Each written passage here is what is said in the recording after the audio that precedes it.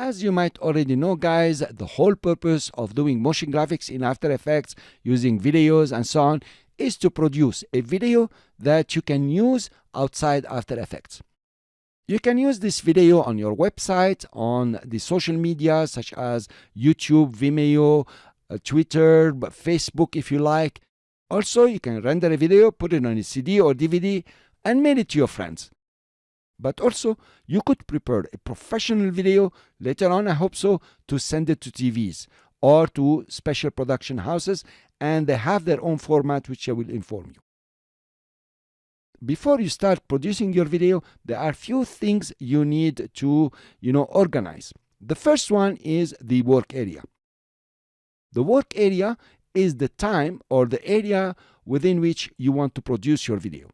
Remember that you can come to work area and stretch it, make it, for example, 9 seconds, 3 seconds, whatever you like. You can also do the same for work area start. So you say, okay, my video is going to start from this frame here till this frame here. Or you can produce, if you double click on the work area, for the entire composition time. Okay? For us now, we want to focus on 5 seconds. Here you are, 5. We press N to put the work area to 5. So we are going to render only 5 seconds. That's the first thing you want to look at. The second thing and the most important is, of course, you guessed it, the composition settings. In the composition settings here, first of all, always ensure that you are in classic 3D for now. If you did Cinema 4D or Ray Trace 3D with extrude and so on, please choose them.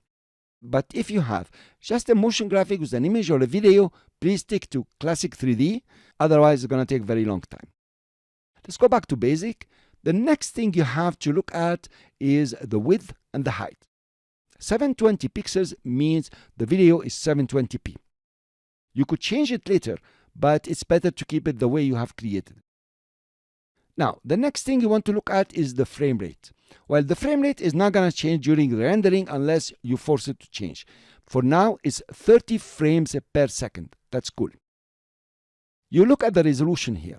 If you notice here, the full resolution is 1280 by 720 as set. And it's going to take 3.5 megabytes per 8-bit per color frame. So we are on the least color possible here, 3.5 megabytes. For a video of 10 seconds, at the base of 30, that's 300 frames, times 3.5, that will give you the size of the video. Now, plus or minus, of course. If you go down now to half the resolution, what will happen is the size of your video will go less, but the resolution will not go down. You will have very good resolution. Don't worry about the viewer here. The preview here is just for preview. Also, you can go third. Notice the video gets smaller, but you keep resolution, or quarter if you like. This is also very much used if you want to upload a GIF.